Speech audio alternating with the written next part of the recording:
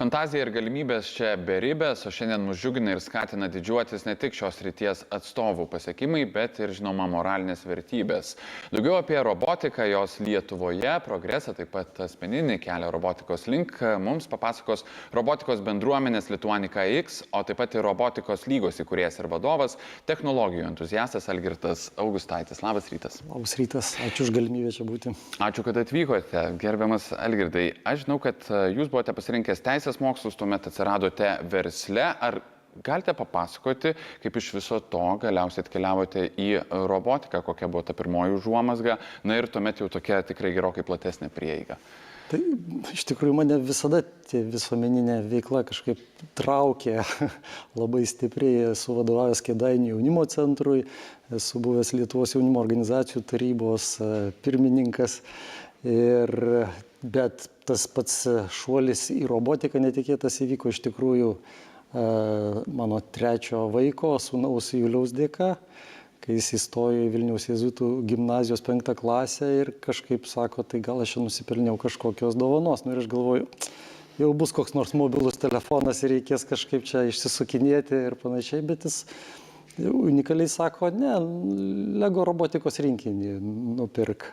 Nu ir aš pagalvojau, čia fantastiškas noras, reikia jį tikrai patenkinti. Kai atsirado tas Lego robotikos rinkinys, iš kartas kilo klausimas, tai kas toliau? Tai greičiausiai ne tas daiktas, kurį tu surinkai ir padėjai į lentyną, nes taigi robotas, jis kažką turi išmanaus daryti. Nu ir tada pradėjom ieškoti, ką galima būtų su juo padaryti ir labai apsidžiaugiam, kai sužinojom, kad Lietuvoje vyksta varžybos Lego robotikos, vadinasi Fest Lego League, bet tam reikia komandos. Vienas negali dalyvauti ir Vilniaus jėzuitų gimnazijoje man sudarė sąlygas suburti komandą. Atsirado pradžioj pirmi 4 vaikai 2018 metais, tada mes ten dalyvavom, 2022 metų jau pavasarį tapom Lietuvos čempionai, išvažiavom į Ameriką, pasaulio čempionatą, nu ten iš viso atsivėrė akys į galimybės kylančias, tada 22 metų spalį buvo pergalė pasaulio robotikos olimpiadoje.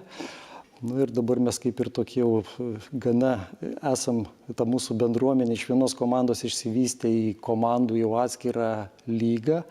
Esame Europoje vertinami, nu ir tikrai esu savo sūnui Juliui labai dėkingas už šitą kvantinį šuolį. Aš tikiu, kad ir jis jums yra dėkingas. Dar vienas tikrai labai džiugus pasiekimas, pasaulinis robotikos judėjimas FIRST, kasmet sutraukiantis daugiausia moksleivių, beveik 1 milijoną, taip pat kasmet išrenka 14 labiausiai robotikai nusipelniusių darbuotojų ir juo vieninteliu atstovaujančiu Europai ir pirmuoju Lietuvos istorijoje tapote jūs. Kaip šį įvertinimą priėmėte ir asmeniniu, ir bendruomeniniu lygiu?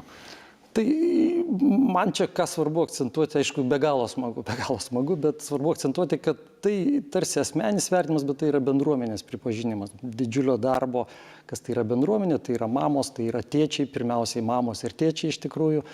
Tai yra mentoriai suvažiuojantis iš visos Lietuvos į varžybas, tai yra komandų jau moksleiviai patys, kurie yra kapitonai komandų, kurie ten subūrė komandas, tai yra tie patys komandų nariai ir ką reikia turėti galvoje, kad už kiekvieno šito žmogaus lypi ten 1000 valandų, kurie skiria tų robotų tobulinimui ir dalyvavimui varžybose. Tai iš tikrųjų čia tas gaunasi, kad aš čia kažkokius laurus iš to nusipelnau, bet tai iš tikrųjų bendruomenės darbo ilgamečio pripažinimas. Gali iš pirmo žvilgsnio pasirodyti, kad robotika yra žmonėms turintiems galbūt ir įgimtų talentų, ypatingų gebėjimų. Kaip jūs vertinate robotikos prieinamumą? Ar ši veikla gali būti kiekvienam?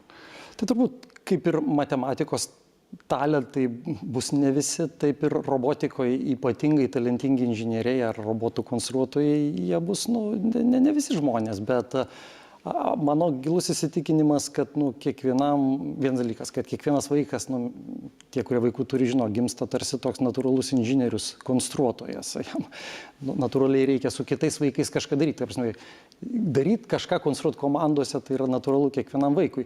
Gyvenimas dėl įvairių turbūt priežasčių kažkokiu momentu jį įtikina, kad tai ne visai taip. Tai Tai mums kas svarbu akcentuoti, kad tas turėtų įgimtas deimantas, konstruotojo, inžinieriaus, jisai turėtų būti puoselėjamas. Dėl tos revoliucijos robotikos dirbtinio intelekto, kuri dabar vyksta, tai aš įsitikinęs, kad laiko klausimas, kada tai bus toks pats privalomas dalykas kaip matematika.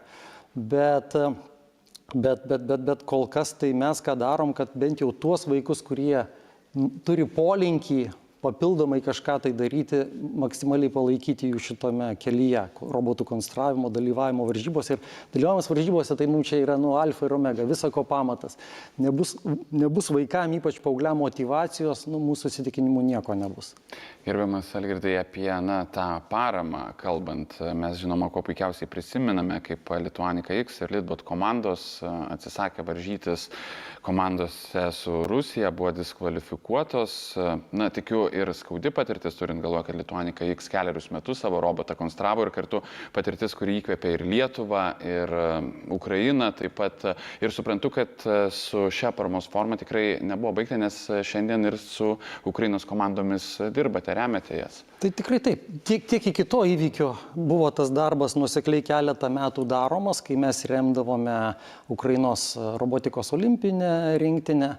Bet tas įvykis sustiprino suvokimą, kad tu negali, ypač to žmonių palaikymo, neįvertinti ir turi sustiprinti savo darbą Ukrainos robotikos komandų labui. Mes teikiame jiems robotikos rinkinius, mes kviečiamės, randame rėmėjų, kviečiamės juos į Lietuvą į mūsų varžybas, apmokome jų kelionę, nakvynę, mes padedam jiems susiburti į savo robotikos lygą. Ir mūsų tikslas, kad kiekvienais metais mes kokį 10 robotikos rinkinių į Ukrainą išsiųstumėm, kad tai po truputį užaugtų tas pats, ką mes Lietuvoje, ačiū Dievui, išsiauginom. Mums žymiai lengviau, jiems žymiai sudėtingiau. Reiškia, mūsų pastangos jiems padėti turi būti žymiai didesnės.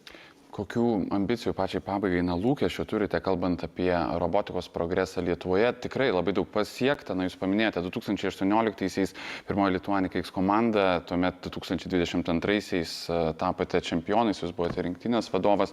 Tai progresas atrodytų tikrai labai spartus. Kokių lūkesčių ir ambicijų? Noras iš tikrųjų, kad kuo daugiau vaikų tai pasiekti. Buvome susitikę su premjeru. Tuo metu mūsų ambicija buvo 1000 robotikos komandų Lietuvai. Nuo to laiko šiek tiek padidinom, planuojam 2000 robotikos komandų varžybą, kurios taptų pasaulio Gineso rekordų. Tai laukite informacijos, manome, kad bus tikrai neeilinis įvykis Lietuvai. Mes laukiame tikrai daugiau informacijos ir aš nekantrauju su jumis pratęsti pokalbį, kad ir čia labame ryte. Robotikos bendruomenės Lituanika X, taip pat robotikos lygos įkūrėjas ir vadovas, technologijų entuziastas Algirdas Augustaitis. Labai ačiū Jums už pokalbį.